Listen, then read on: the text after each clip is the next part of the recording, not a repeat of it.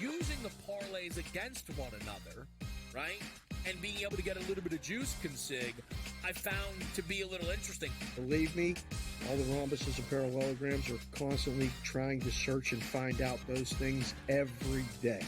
It's one of the battles that you know, as you expand the menu, you encounter new battles. Game time decisions, only on SportsGrid. How fragile are these guys? It's amazing. They're supposed to be the greatest athletes in the world, and yet they can't walk and chew gum at the same time without getting hurt, for goodness sakes. That Trout injury really is a bummer, too, because people thought he was going to have a big year. And I look, I don't feel bad for the Angels. I don't like Mike Trout in Anaheim. I thought he should have left when his contract was up. In-game live, prime time, only on SportsGrid. It's smarter to be on SportsGrid. Your 24/7 sports wagering network. The early line. Magical and historic season in Lincoln, Nebraska continues. He is the best player in the NBA, but also in the biggest moments where the national media is watching. Newswire. Something that we have never seen happen before with one of the iconic coaches in the game. Pharrell, coast to coast. The team covers. It's automatic. It's every time. Not sometimes. It's every time. Game time decisions. Is actually far more dangerous from three on the road this year than at home. This game here tonight, you may want to consider taking as many points as humanly possible. In-game live, prime time. We got not one, but two coaches fired systems in place. Sports Rage this late sort night. Of has letdown written all over it. It's going to be hard to match the emotion that they played with the other night. It's smarter to be on SportsGrid.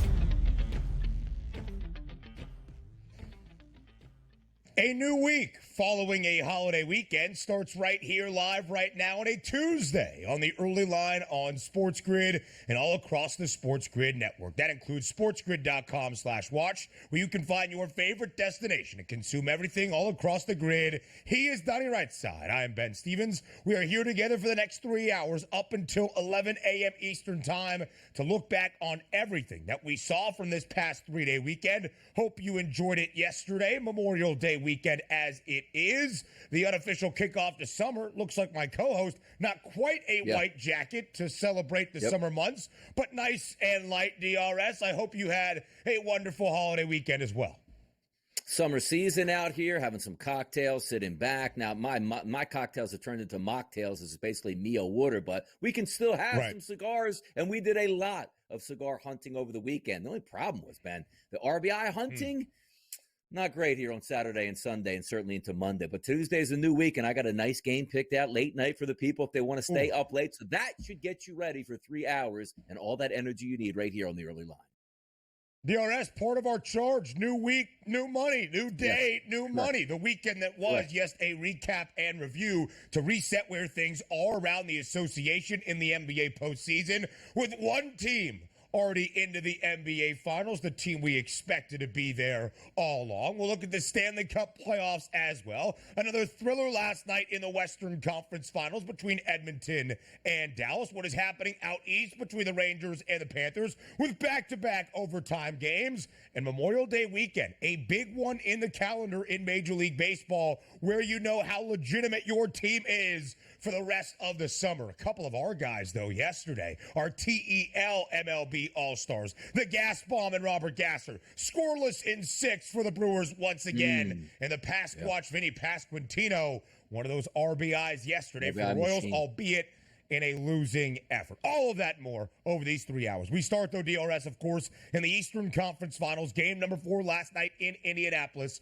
for a second consecutive contest. No Tyrese Halliburton out there for Indiana. And the Pacers played this series incredibly tight, game to game, but Indiana ultimately loses in 4. The Celtics pull off a sweep to get back to the NBA Finals for the second time in the last 3 NBA seasons. 105-104 102, the victory for Boston last night. Indiana does cover as a 7.5-point underdog. The Pacers covering in 3 of their 4 defeats. 3 of the 4 decided by 5 points or less, but ultimately it is the Celtics in a sweep, Boston back into the NBA championship series. And we're not surprised by this. And also, over those first 3 series that we watched, the Boston Celtics, how much are we giving them the nod to? They're a really good basketball team, or are they just a good basketball team getting all of the breaks right now, which includes the best player on each team in every round, not finishing the series out? That's probably going to change once you get to the NBA Finals. But if you do need to be what we call Monday morning, Tuesday morning rested and ready here, yeah, the Celtics are going to be rested and ready. They got a long layoff here to the NBA Finals to get back Kristaps Porzingis. I can't take anything away from that series other than we knew the Celtics are good, but I appreciated the fight of the Pacers in game 3 and game number 4. That's a 9-point lead in the fourth quarter. Pacers, you got to win that game. Couple bounce, couple shots here, and we actually have a long series, but it turns out we don't. It's a short series, and it's a sweep. Indiana up by 18 in game number 3 over the weekend as well for Boston to rally and pull off a comeback. Of course, even at full strength in that decisive game number 1 inside TD Garden. We'll talk about the Celtics' path to an NBA Finals, what it all means with the rest advantage they are more than likely going to have. But Dallas is up 3-0 in the Western Conference Finals as well. Jaylen Brown, sensational in this series for the Celtics. A team-high 26 points yesterday to lead Boston to the victory in game number 4. It was Derek White burying the corner 3. That was the game-winning shot. Under 55 ticks remaining in regulation. But Jaylen Brown, not Jason Tatum, victorious of the Eastern Conference Finals MVP award. He was plus 350 to win it before the series. Tatum, a very hefty minus money favorite. Jaylen Brown ends up with the hardware. Yeah, why not? You take a look at the 4 games here. 26 points, 40 points, 24 points, and 29 points. I want to say efficient at this point, but certainly on an even keel over those games. We also thought it would be close, which technically it was, where you get the nod to Tatum, but that's a nice win for Brown. Or are they just saying, okay, you didn't make any all-NBA teams. Here's your hardware for this round, and we'll see what happens in the NBA Finals. And we'll talk about the NBA Finals. The Celtics were the expected favorite all season long. Will they finally be able to capture NBA championship and Larry O'Brien trophy number 18 in the long and illustrious history of this Boston organization? Western Conference Finals now on the ice. Game number 3, a change of venue for the first time in Edmonton last night. And the Dallas Stars, after winning game 2 to even the series, go on the road and win game number 3. 5-3 the final. And Jason Robertson, the young star for the Stars, he scores a hat trick, netting 3 of the 5 for Dallas. They take a 2-1 series advantage. A devastating loss for the Edmonton Oilers. You're up 2-0 at the end of the first period, and you strike first within the first 2 minutes of that game to set the tone. That's where you need to win on your home ice. Not able to do so. Tremendous performance by the Stars, which again, Jason Robertson, absolutely tremendous. You need your players to step up in big moments, and down 2-0 on the road and winning that game by 2, that's pretty good by the Stars. The Stars were the underdog entering game number 3. It was an even pick'em on the money line in a series that has been very up in the air. Dallas now the slight series favorite. We go to the opening weekend of action, the second Grand Slam event of this year in the world of tennis. To Paris we head at Roland Garros for the 2024 French Open. And a man that has dominated on clay might have had his final French Open come to a close in the opening round. Rafa not 100% committed to what his future is in tennis, but he was bounced in straight sets in his opening match against Alexander Zverev. 112-4 is Nadal's all-time record at the French Open, his 4th loss on Sunday morning. All good things got to come to end. Father Time's going to catch up with you. And does that end? By the way, is the French Open over now because he lost? Is that what I'm gathering here? Where it's done? It's a one-day tournament? Okay. Yeah, that's what they've said. Yeah, pretty much done now that Rafa is out. No, we kid. It is going on. Some great action over the next 2 weeks in Paris. A sad moment yesterday, DRS, in the world of sports. An icon of college basketball, both playing on the hardwood and off the court as one of the voices of Pac-12 After Dark and late-night college hoops.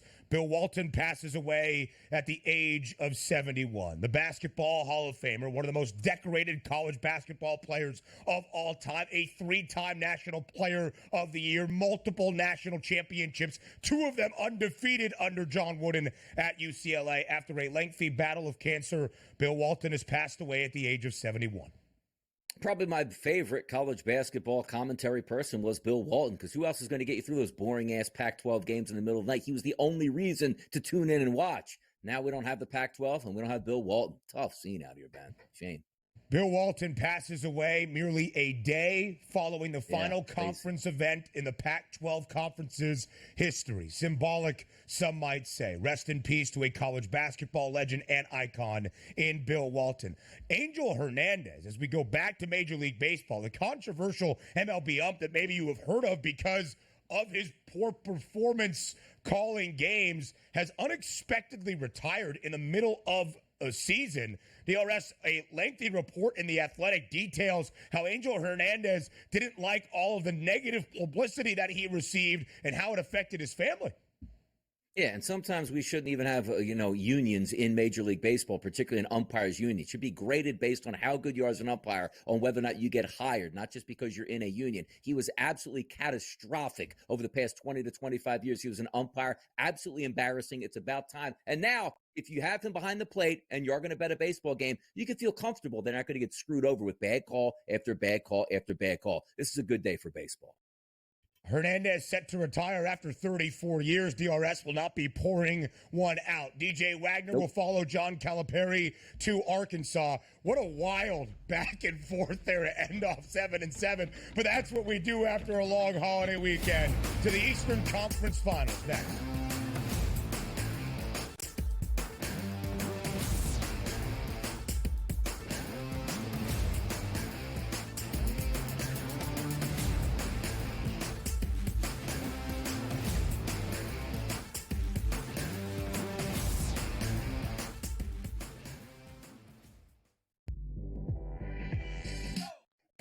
Missed call the entire game, whether it's a charge or a block or a deflection that was wrong or a foul that should have been called that wasn't called or vice versa. Give me a 48-minute report. And people that will understand that there's so many mistakes that the referees make over the course of the game that referees, ready folks, don't decide the outcome. Betting above the rim, only on SportsGrid. How fragile are these guys? It's amazing. They're supposed to be the greatest athletes in the world, and yet they can't walk and chew gum at the same time without getting hurt, for goodness sakes. That Trout injury really is a bummer too, because people thought he was going to have a big year. And I look, I don't feel bad for the Angels. I don't like Mike Trout in Anaheim. I thought he should have left when his contract was up. In-game live, prime time, only on SportsGrid. With the onset of NIL and the transfer portal, it is allowing players to develop further in college, and guys that would maybe be stuck on the bench at a power program and not have as much shine are having the ability to find themselves in the spotlight. Lane Kiffin came out and said we need to get bigger and more physical in terms of the offense and defensive lines, and that's why he went out and recruited that talent. Inside the transfer portal, only on SportsGrid. And now you have to qualify in these majors. You got to go do it, man. Like, and it just comes off really petty to sit up there and be like, I'm not. You know what you signed up for. So I don't like the pettiness. And I 100% think Taylor Gooch should be in the major championships. Mm-hmm. So in the same note, I'm saying this, but also it's like, hey, this is the world in which we live in right now, and you don't deserve anything. Only on SportsGrid.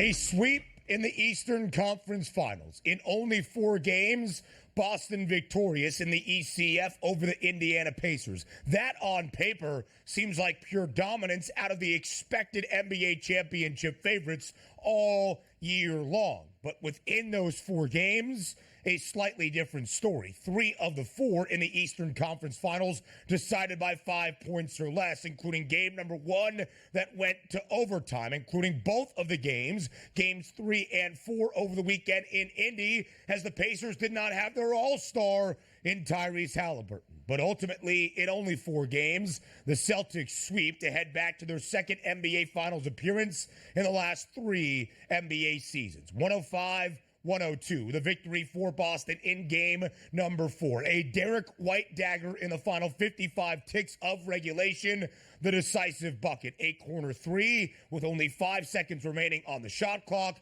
105-102, the Celtics win. But as the story was, DRS, even without Halliburton, the Pacers put together a gutsy performance. They do cover as a 7.5-point home underdog.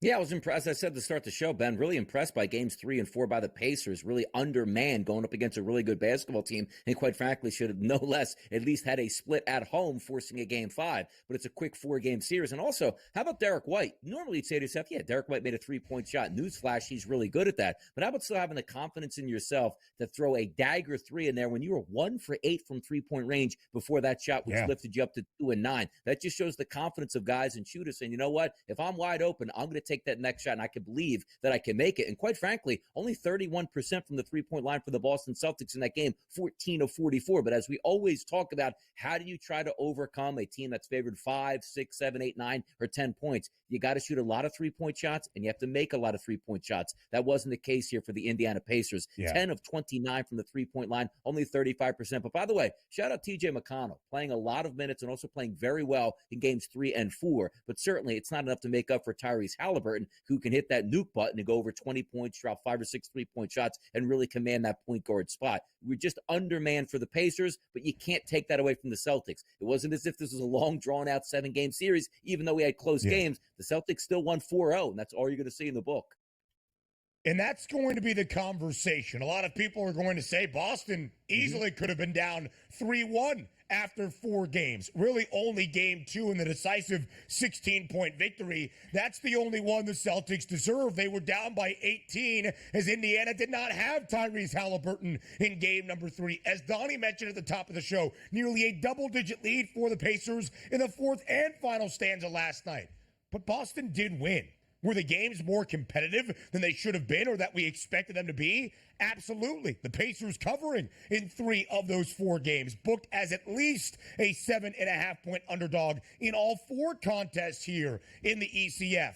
But Boston did have that championship muster and find a way to win those basketball games. The Pacers coughed up quite literally game number 1 in the final 10 seconds. The turnover on the inbounds pass, and then the failure to foul, of which Jaylen Brown paid off with that game-tying corner 3 to force the extra session. Game 2, Boston resilient at home, and even without Tyrese Halliburton and an incredibly gutsy effort out of Indiana, the Celtics found a way to come back from down 18 and to come back from down in the 4th quarter to pull away and ultimately get a victory in all 4 games to advance to the NBA Championship Series for the 2nd time in the last 3 years. We highlight what Boston did, and we'll talk about Jaylen Brown in just a moment, but one final moment for these Indiana Pacers. Without their all-star, injured late in the 3rd quarter of game number 2, that left hamstring injury, Dr. Donnie all over it again. You don't injure your hamstring and come back the game or even the second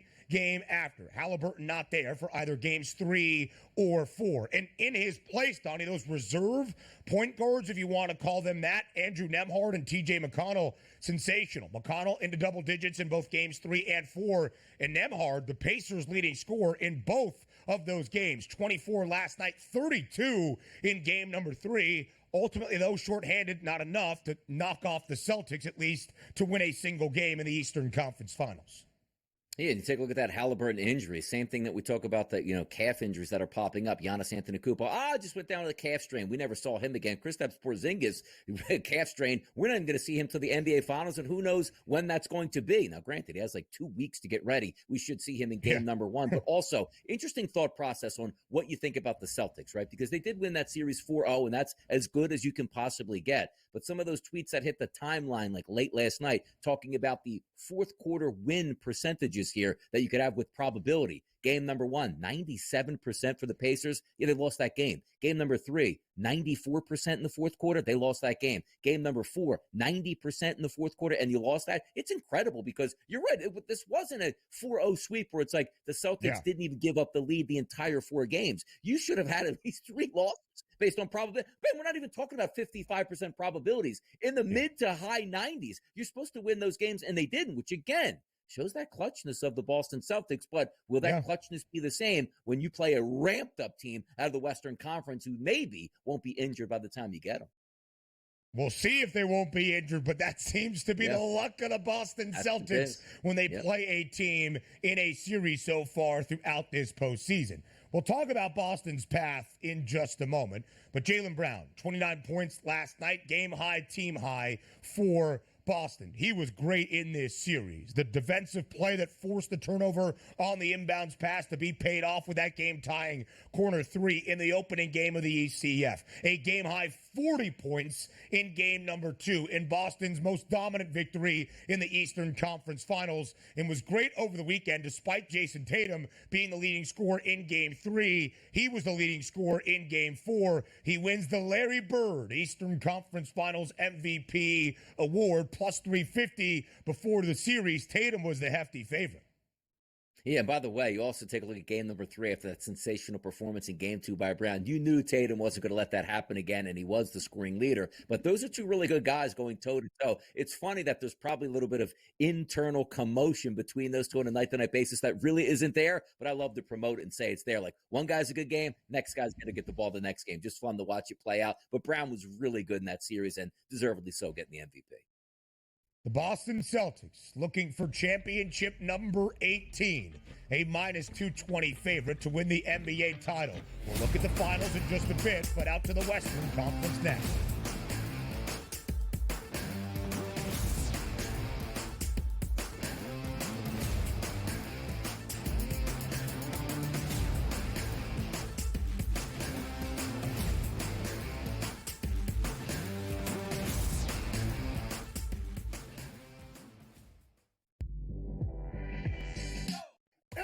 Missed call the entire game, whether it's a charge or a block or a deflection that was wrong or a foul that should have been called that wasn't called, or vice versa. Give me a 48-minute report, and people that will understand that there's so many mistakes that the referees make over the course of the game that referees, ready folks, don't decide the outcome.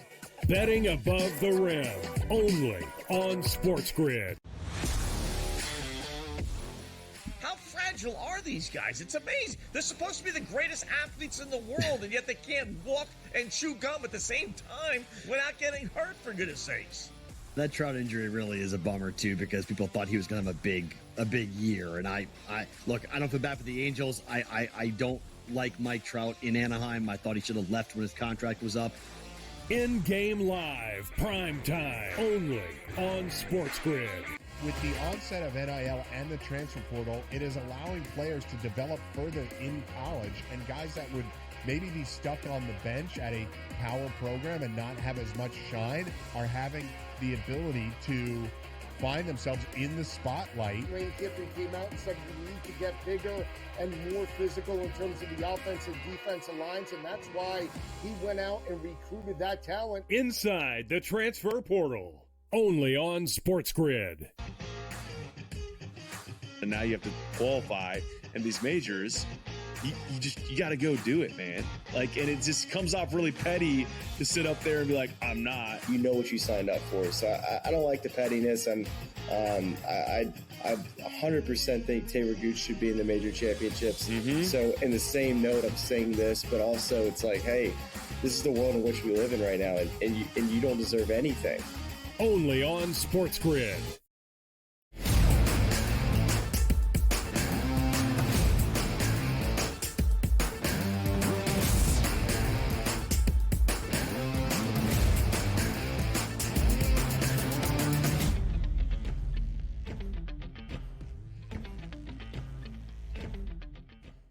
So, the Celtics win in only 4 games, a series sweep in the Eastern Conference Finals to get back to the NBA Finals. Might we see the same In the Western Conference, the Dallas Mavericks have a 3-0 series advantage in the WCF. Game number 4 tonight in Dallas. The Mavericks a slight home favorite to win this series in only 4 games as well. DRS last night. The 155th time in NBA postseason history, a team has held a 3-0 series advantage in any playoff round best of 7. And for the 155th time, that team has won the series. How competitive could things get here in the Western Conference Finals? Before we answer that question, we show you how we have reached this point. The Mavericks, of course, winning games 1 and 2 in Minneapolis. Game 2 was Friday night. The Luka Doncic step back over Rudy Gobert, the game winner with only 3 seconds remaining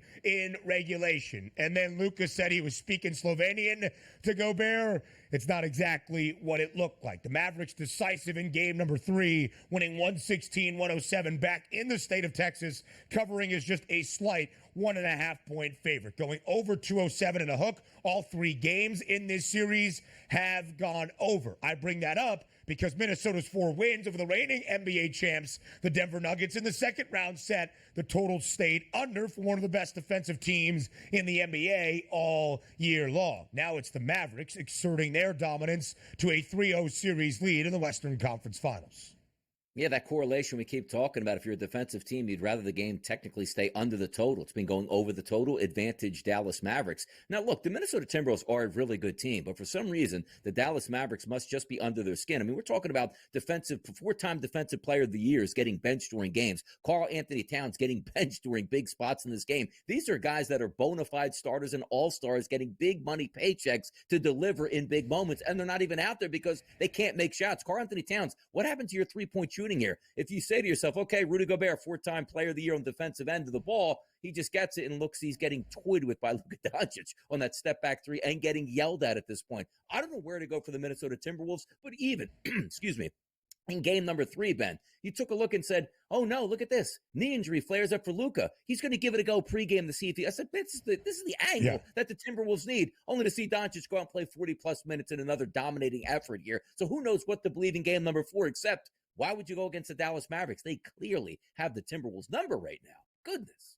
Yeah, they certainly do. They're up 3-0, and they look like the better team. Although, again, in what could be another 4-game sweep in a conference final series, at least to this point, all 3 games decided by single digits. Only 9 points is the greatest margin, and that happened in game number 3. The Mavericks winning outright as a road underdog in the Twin Cities in the first 2 games, also covering in game 3 as a slight home favorite. 2-point favorite at this moment for game number 4 to close out this series quickly here in the Western Conference Finals. And we asked the question before this series got started, who was the better dynamic duo?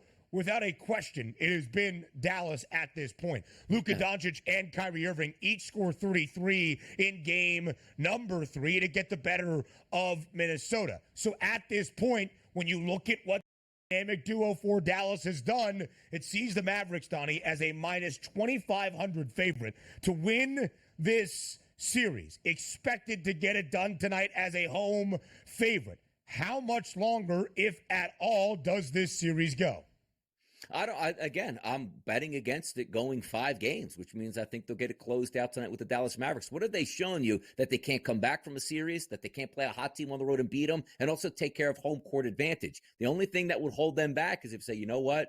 Luka Doncic's knee really flared up. We got a 3-game series lead. Let's not push it right now. Give him the night off. Outside of that, what more can you expect? Because we didn't know if Luka was going to play. And he played 41 minutes in that last game, shot 20 times, going 10 of 20, 5-11 from 3-point range, 7 boards, 5 assists, a block. He was absolutely phenomenal in that game. And yes, from going back to one of those polls, we say, who do you trust just a little bit more? By far and away now, we're taking a look going into game 4. Irving and Doncic have been tremendous. We're still waiting on what we're going to get of the superstar players from the Timberwolves. You can't wait any longer. And quite frankly, I don't think they wait too much longer tonight. It should be a wrap.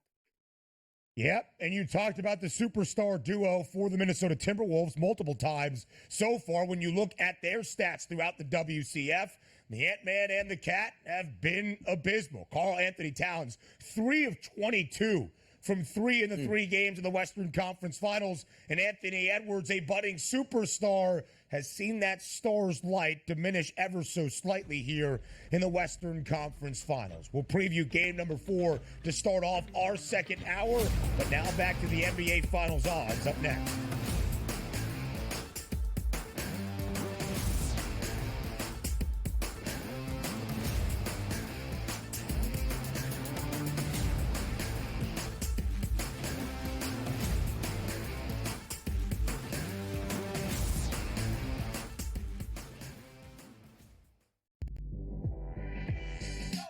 Every missed call, the entire game, whether it's a charge or a block or a deflection that was wrong or a foul that should have been called that wasn't called or vice versa.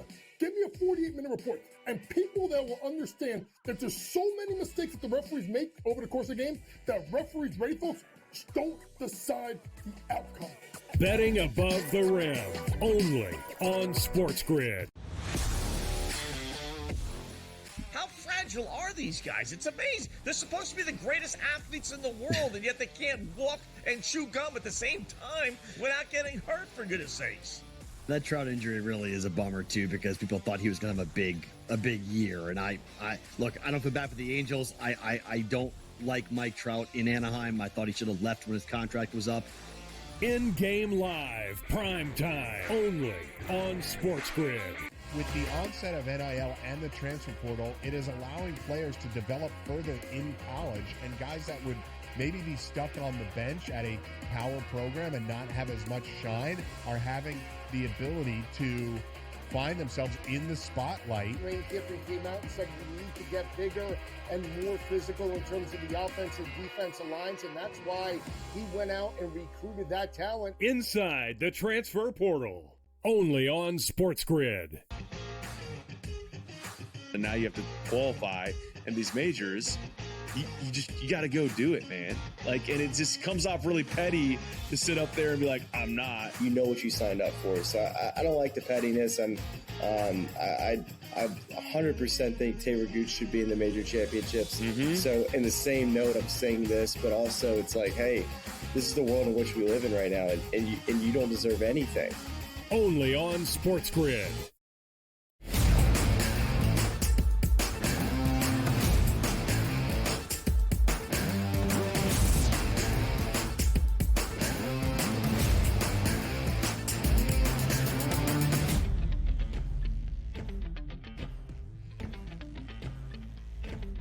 So one of the two teams is already on to the NBA Finals, and the other might not be far behind. The Celtics in a sweep, victorious in the Eastern Conference Finals, back into the NBA Championship Series for the second time in the last 3 years. That was expected out of Boston all season long. Before the year got underway, a short co-favorite to win the NBA title alongside the Milwaukee Bucks. As Milwaukee slightly struggled throughout most of the NBA regular season, the Celtics never did. 64 wins. 64, I think. Yes, in the regular season for Boston to have the NBA's best record, the number 1 seed in the Eastern Conference, and they have made good on that promise so far. Boston enters the NBA championship as of this moment as greater than a $2 odds-on favorite at minus 220 to win Larry O'Brien Trophy number 18 in the proud history of that Celtics organization in Beantown. We will see who wins the West, but as you see, based on the NBA championship odds, the Mavericks have a much better outlook, up 3 games to none in the Western Conference Finals. That's pretty reflective, DRS, those numbers of what the projected early hypothetical series numbers would have been and are set to be if it is Boston and Dallas in the NBA Finals. Yeah, surprised by it, too, because I didn't think the Boston Celtics going up against either the Dallas Mavericks or the Minnesota Timberwolves should be any higher than like a 150 to 160-ish type price. So minus 220 is a little bit alarming here. And also, if you're the Boston Celtics, How do you hope this gets widened here? Well, if you have an extended period of time off and you see the Minnesota Timberwolves maybe win game 4 and game 5 to extend that series, then you set that bulky knee that Luka's been, running on over this whole playoff run, gets a couple more games under his belt before they even have to play the Celtics. But I do understand this.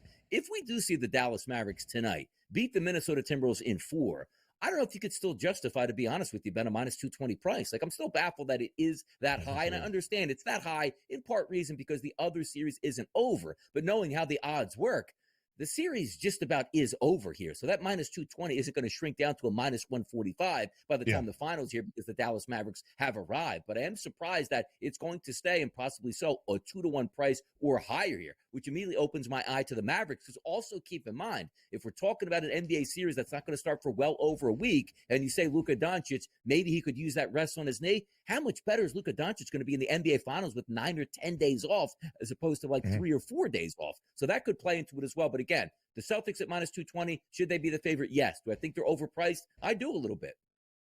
Yeah, absolutely so, DRS. Again, that's the projected series price. I remember looking at the hypothetical markets that came available last week. In Boston was minus 220 or so, maybe even minus 230 in a potential matchup against the Mavericks. These were after the game ones of both of the conference final series, and they were closer to a $2 favorite, around minus 195 if that eventual champion of the West was the Minnesota Timberwolves. But of course, Dallas is up 3-0. And Donnie said something there that I do want to highlight.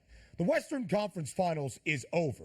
How long it goes is the conversation. We shared it. Boston took a 3-0 series lead for the 155th time in NBA playoff history in a best-of-7 series. In all 155 of those scenarios, the team that had a 3-0 series lead won the series outright. Yes, recently we saw Boston last year in the Eastern Conference Finals force a 7th game against Miami. They were only the 4th team to even force a Game 7. Only 15 out of those 155 times have we seen a team even win 2 straight games to force a Game 6. The series is over. The question is, how long does it take out in the Western Conference Finals? If I am wrong, clip that off, and I would love to be a part of whatever Minnesota Timberwolves hype video has them winning the Western Conference Finals. Now, let's talk about the Boston Celtics. Because, Donnie, when we look back on this NBA postseason,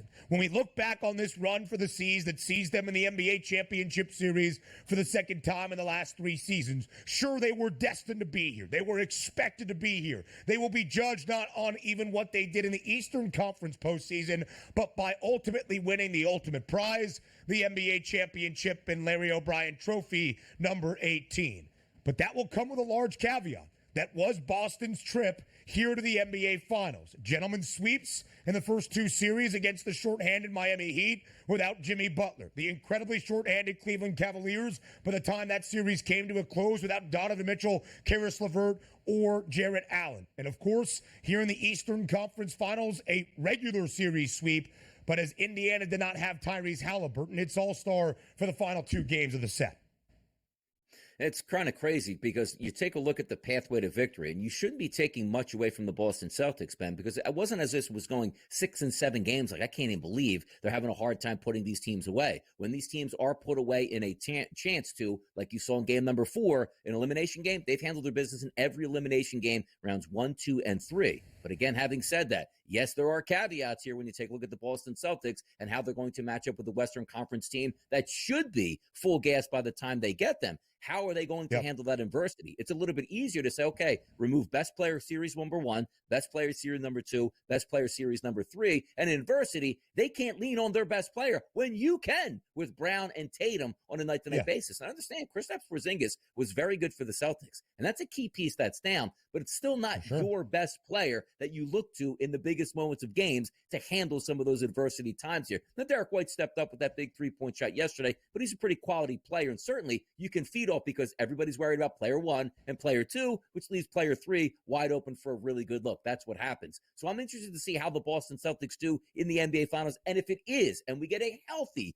NBA Finals, it really should be an extended series because we just haven't seen anybody push the Celtics because you're not going to push very many teams without your best basketball player on the court. Now, Ben, it would have been a lot different if we saw a full-go Milwaukee team, even though all the struggles with Doc Rivers, a full-go 76ers team, or heck, even a full-go New York Knicks team with no injuries certainly would have been able to give Boston a run. But none of those teams were there because they were all injured at this point, and the Celtics, the easiest path to the finals that we've seen in a long time, they got there. But you know what, Ben? They still got there. And again, we talked about the idea that Indiana should be up 3-1 in the ECF. Not really. The games were closer than we expected them to be. Could you have made an argument that Boston should have easily covered winning by double digits as a 7.5-point favorite even on the road in Indianapolis against the Pacers without Halliburton? Sure. I would hear it, not matching the high level of expectation we set for this Boston team.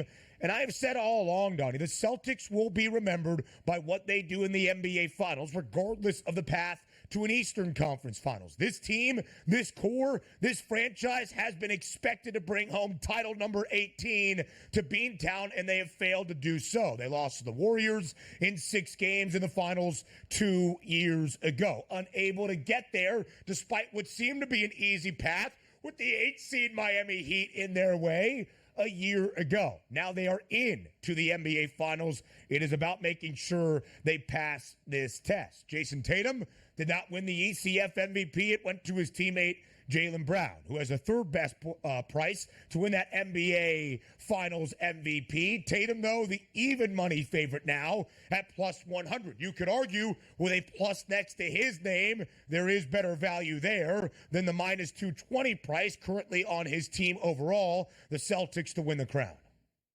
And also, we're talking about the best players stepping up in big moments. Hopefully, we get a healthy Dallas Mavericks team as they're up 3-0 when they enter into the finals, which would make it a little bit tougher and you would have to stand out. But for my money, it's really hard now, specifically that Jaylen Brown won the Eastern Conference MVP. That's like, ooh, that's supposed to go to Tatum. Now I don't know. And why don't you just lay the 220 at this point so you don't have to wait till the podium here, who gets that little trophy that you hold up for the MVP compared to the Larry O'Brien? It's like, no, we don't want that to happen here. So that's a tough one here as it looks. But if you're looking at Doncic on the opposite side, plus 210, that's probably, look, I don't think the Dallas Mavericks win the NBA Finals unless he goes absolutely crazy. And he can do that, but that plus 210 price does stick out a little bit here for Luka. Kyrie has scored 30-plus in 2 of the 3 games, and yet it's only been about Luka Doncic. Oh, by the way, if the Mavericks win tonight and pull off a sweep in the WCF, does the NBA Finals start early? No. Game 1 is June 6th. MLB recaps next.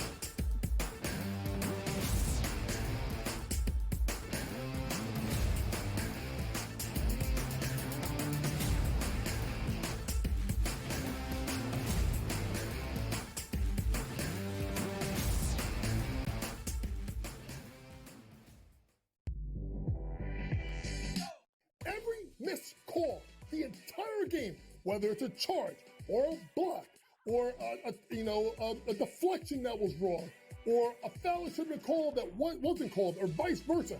Give me a 48-minute report. And people that will understand that there's so many mistakes that the referees make over the course of the game that referees, ready folks, don't decide the outcome. Betting above the rim, only on SportsGrid. How fragile are these guys? It's amazing. They're supposed to be the greatest athletes in the world, and yet they can't walk and chew gum at the same time without getting hurt, for goodness sakes. That Trout injury really is a bummer too, because people thought he was going to have a big year. And I look, I don't feel bad for the Angels. I don't like Mike Trout in Anaheim. I thought he should have left when his contract was up. In-game live, prime time, only on SportsGrid. With the onset of NIL and the transfer portal, it is allowing players to develop further in college, and guys that would maybe be stuck on the bench at a power program and not have as much shine are having the ability to find themselves in the spotlight. Lane Kiffin came out and said we need to get bigger and more physical in terms of the offense and defensive lines, and that's why he went out and recruited that talent. Inside the transfer portal, only on SportsGrid. And now you have to qualify, and these majors, you got to go do it, man. Like, and it just comes off really petty to sit up there and be like, I'm not. You know what you signed up for. So I don't like the pettiness. And I 100% think Taylor Gooch should be in the major championships. So in the same note, I'm saying this, but also it's like, hey, this is the world in which we live in right now, and you don't deserve anything. Only on SportsGrid.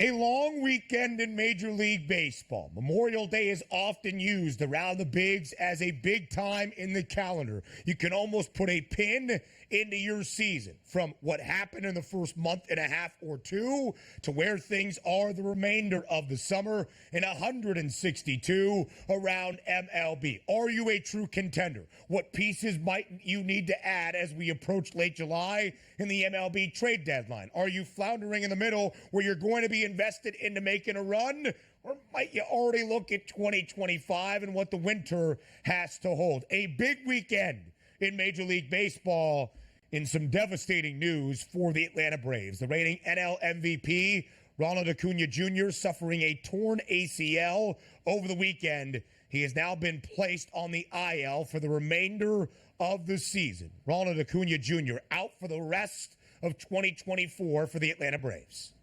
Absolutely devastating news. And if you're a good baseball team like the Braves are at 30-21, can you survive, which means have a productive season? Yes, you can. But can you win the pennant? Can you win the NL East? Can you win the World Series? I don't think so. Name me one team that has lost a Cy Young pitcher and an MVP player from their lineup and just said, you know what? Let's just continue to win a lot of baseball games and we'll be fine in the World Series. You can make up for, okay, we need an extra bat in the lineup who can go up against left-handed pitchers. We need an extra bullpen arm. You can always find those. You don't find Cy Young pitchers and MVP players at the trade deadline all that much here at this point. It'll be interesting to see where the Braves go throughout the summer. And I've told you multiple times on this program, I think they have the best front office in baseball. They will make amends here. They're still a solid ball club. But for anybody out there that thought you want to challenge the Philadelphia Phillies or the Dodgers for supremacy in the NL and do it with two hands tied behind your back now, I don't think that's going to be the case. All is not lost for the Braves on a good season. All is lost for the Braves on winning a World Series.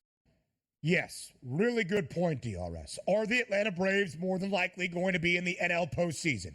Yes, they're still one of the 6 best teams in that league, even if they do not win the National League East for the first time in 7 MLB campaigns. They have won it 6 consecutive seasons. But is their ceiling altered, losing Spencer Strider for the year and losing Ronald Acuna Jr.? Absolutely so. And don't just take our word for it. Look at the updated odds from where the Atlanta Braves were not even before the year got started and trailing the Phils now toward the end of May, from where they were last week to where they are now following the news that Ronald Acuna Jr. is out for the year. An updated win total down by 4 wins to 97.5. The most movement in the National League East odds, and now Atlanta for the first time this year. Not the second best price, close behind the Dodgers to win the pennant, but the third best number behind both LA and Philadelphia. Listen, entering the season, the Atlanta Braves had the 2 front runners to win the National League MVP, Acuna, the reigning winner of it, and the National League Cy Young Award, Spencer Strider, who was well shorter than any other pitcher in the NL, both now out for the rest of this year. Absolutely devastating. But again, they are going to make some moves here. Now, I sit here and say, a little bit later in the show, having Craig Mitch on, maybe talking about Mike Trout options where it's like, hey, could he go back to Philadelphia? It's a pretty crowded outfield, but you certainly would take him.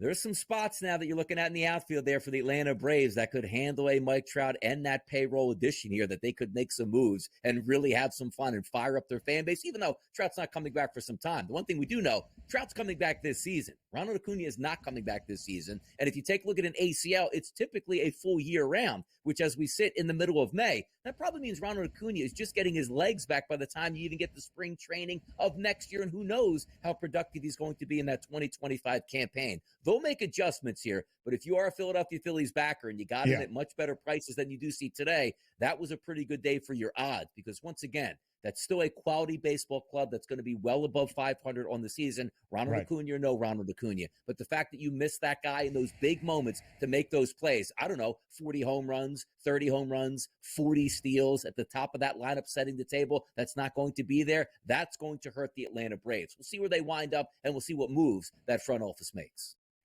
The first guy ever in MLB history, Ronald Acuna Jr., last year to hit 40 home runs and steal more than 60 bases in a single season. I think it was more than 40. I'll check those updated numbers, but it was a historic year for Atlanta and Acuna in 2023, ultimately coming up short once again in the National League postseason. Back to the Phils. You saw the drastic market movement, not because of something that happened to them, but what happened to their closest competitor in the National League East and in the pennant prices. You can shave nearly the Phils' price to win the pennant in half and their price to win the World Series this season literally in half, 10-1 to 5-1, because of an injury on the Atlanta Braves. That is how much markets move, and everything is correlated and compared to one another based on just a single injury. Philly still the best record in all of the National League, the best record in all of baseball. That is how good the Phils have been this year individually, and then have some things fall their way outside of that. And we have had this conversation almost ad nauseum, DRS, for the last week. Philadelphia versus Atlanta to win the National League East. When might the Phils flip to the favorites? Okay, co-favorites last week, minus money price alongside the Braves. Now it's the Phils by themselves. I am happy with myself. Middle of last week, betting the Philadelphia Phillies at even money plus 100 to win the National League East when the Atlanta Braves were still minus 130, and feeling pretty good about that ticket at this current moment. Yeah, and you should feel good about that. And also, even before Ronald Acuna went down, we were saying to ourselves, okay, on a day-to-day basis, and I do preface this with the game yesterday, I'm saying anytime you have your Philly starting pitcher, you're always going to have that better pitcher outside of Taijuan Walker, who hasn't been very good and probably going to get moved to the bullpen here. The Phillies are better than you on a day-to-day basis in that lineup. Same thing we'd be saying if we lost Zach Wheeler in Philadelphia and also Bryce Harper in Philadelphia. You would tank even if the Phillies had a 5 or 6 game lead. Like, oh, that's not going to last, because over the attrition of the summer, you're going to lose baseball games because your best players aren't in the lineup. That's what we would be saying. So that's a good price at plus 100 that completely swung. And I'm surprised it even got that high, because we were talking the last 2 to 3 weeks. Like, sooner or later, the tide is going to turn. The Phillies are better than the Braves, Acuna or no Acuna. Now he's down. It's almost like that white flag is now flying in Atlanta, going, okay, we're not going to win this division. Let's just see if we can make a run to the playoffs. The Braves were minus 230 to win the NL East just 2 weeks ago. Should have bet it then. Glad I did eventually. Weekend scores for the Bigs next.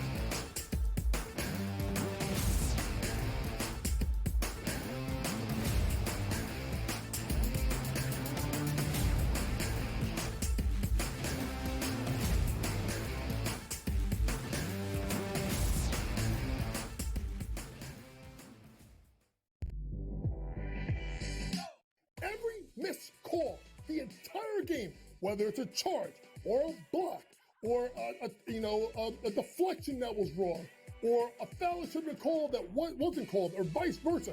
Give me a 48-minute report, and people that will understand that there's so many mistakes that the referees make over the course of the game that referees, ready folks, don't decide the outcome.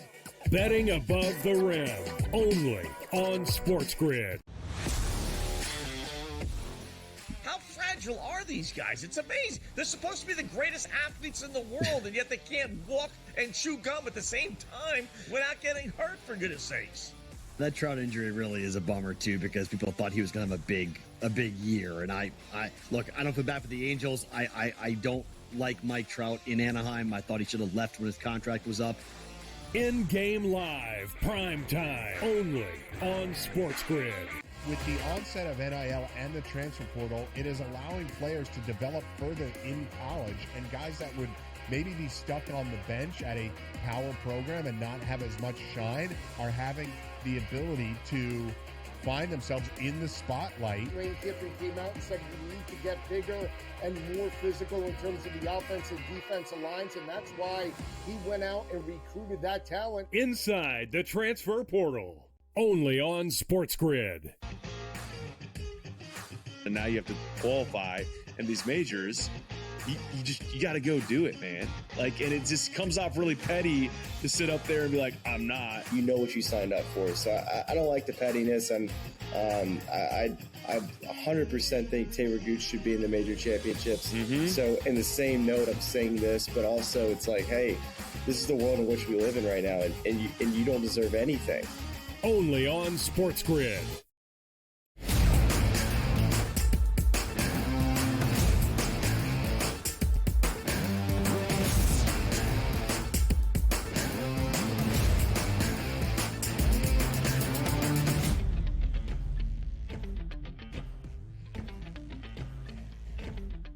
So that was the big picture news around Major League Baseball from Memorial Day weekend. Ronald Acuna Jr., the reigning NL MVP for the Atlanta Braves, torn ACL out for the remainder of this season. Now to the actual scores from the weekend that was, and Memorial Day, of course, yesterday. Big news in Milwaukee, not just Craig Counsell's return for the first time to Wisconsin as the manager of the Cubs, and he got ruthlessly booed by the Brewers crowd, and rightfully so. But the gas bomb, as we correctly predicted, Robert Gasser gets the start for the Brewers. 3-hit shutout over 6 innings. Milwaukee has won all 4 of his MLB career starts, 5-1 yesterday, to lengthen their lead in the National League Central over the Chicago Cubs. The Nats beat the Braves yesterday, 8-4. The Giants beat the Phillies 8-4 on Memorial Day as well. But yet, DRS, the Philadelphia Phillies, 38 wins, the most in all of the major leagues. Yeah, can't win every game, and you're going to have those ups and downs, no doubt about it. They gave one away in Colorado, but also stole one in Colorado and finally ended up losing that series. Taijuan Walker on the mound yesterday. The Phillies tried to give him an honest effort at the plate, just didn't work out in their favor. And also, how about Milwaukee and Chicago? 0-0 into the bottom of the 8th inning, where the Milwaukee Brewers played 5 runs, which includes that Willy Adames blast here to give them the victory. That now improves them on the season to 31-22. And as we're taking a look at those standings, right? It used to be a tale of 3 teams. Now it feels like it's a tale of 2 teams between the Dodgers and the Philadelphia Phillies, who the Dodgers were one of those teams that it doesn't matter who they starting pitch or who's in that lineup. They win baseball games, which they're not doing right now. And it's kind of baffling as well. So the 2 top teams in the NL struggling a little bit as of late, which means the past 4 to 5 days. DRS, there are 2 teams that are 2 games above 500 or better, or 3 teams, in the National League that are 2 games above 500 or better. The Dodgers, the Phillies, and the Braves. But the Dodgers be struggling right now. The Cubbies have lost 5 straight. The Dodgers have also lost 5 straight. Their opening midweek series game against the New York Mets yesterday rained out because of some torrential downpours here in the greater New York City area. So the Dodgers will start this week at Citi Field against the New York Mets, losers of 5 in a row. The Dodgers have 33 wins. Philadelphia has 38 wins. The Phils well on their way to having the best record around the National League. Now we go to the American League side of things. The Mariners knock off the Astros yesterday, 3-2 in the opening game of their Monday set. The Twins defeat the Royals despite KC coming back. And our guy Vinny Pasquantino, having an RBI single earlier in the contest. And the O's hammer the Red Sox to win 11-3. Oh, the Guardians, who were the hottest active team entering Memorial Day Monday. They had won 9 consecutive games and had an early 3-0 lead against the Rockies in Coors Field. See Colorado come all the way back to win 8-6, snapping that 9-game win streak. Yeah, no surprise there. Rockies actually playing much better baseball than at the beginning of the season, so they beat down the Phillies there in the series, now take a game from the Guardians. So they're headhunting right now for the top of the division guys, but also just surfing around and what's going on. The Houston Astros still have that big ability to try to come back in the West. Now you have 2 Western teams playing each other, and that was the Mariners' 3-2 victory over the Astros. Just couldn't get those bats going here, and there you go. Mariners with now 29-26. Somebody run away with the West in the AL. Somebody do it, please. That's a 4-game set this week as well. The Astros are 6 games below 500. The Mariners are the only team in the American League West that has a winning record. And the Rangers, now the World Series, the reigning World Series champs who have been struggling over the past 2 weeks, 4 games below 500 at 25 and 29. The White Sox remain the worst team in Major League Baseball. The Red Sox an even 500. And now as we go around and kind of reset where things stand, here are the World Series odds. Because of the injury to Ronald Acuna Jr., negative market movement against the Atlanta Braves, 5-1 before the weekend, now 8-1. The Dodgers remain the short favorites at plus 280. Nearly half the rest of the field in MLB, the Phils and the Yankees tied for the second best price at 5-1. Yeah, we'll see who wins their games today. The Philadelphia Phillies take on the San Francisco Giants, and I think the Yankees have a pretty good advantage tonight going up against L.A., so we'll see how that one turns out. But still early relative in the season. No team to 40-plus wins yet. We'll see how these things shake out, but now we're getting closer to the All-Star break, closer to the trade deadline. The teams that we thought were good baseball teams at this point in the season will continue to be good baseball teams, and the teams that had those good starts, who we thought might not have been that good, Ben, they're going to start to fall to the wayside now. Let's see what happens. And we'll show you the favorites around the American and National League for all the awards that you need to know here following Memorial Day a little bit later on in the show. But Hour 2 starts with a preview of Game 4 tonight in Dallas between the T-Wolves and the Mavs. Next.